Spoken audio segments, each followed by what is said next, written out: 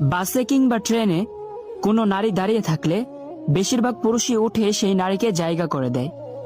লম্বা লাইনে দাঁড়িয়ে থাকার সময় একজন পুরুষই বলে ওঠেন, তার পেছনের নারীকে অগ্রাধিকার দেয়া হোক।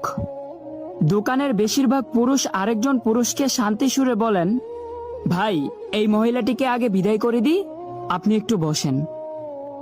স্কুলের যেসব শিক্ষক ছেলেদের গরু ছাগলের মতো পেটান, সেসব শিক্ষকও মেয়েদের বেলায় একটু সহানুভূতিশীল হন। কোনো পুরুষকে তার জীবনে সবচেয়ে বেশি ভালোবাসার মানুষের কথা বলতে বললে সেই পুরুষটি একজন নারীরই নাম বলবে।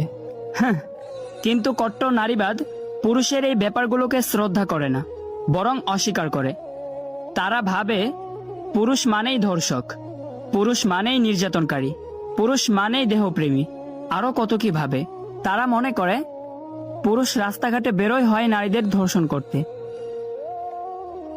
সবাই কি এক? সবাইকে এক চোখে থাকা উচিত?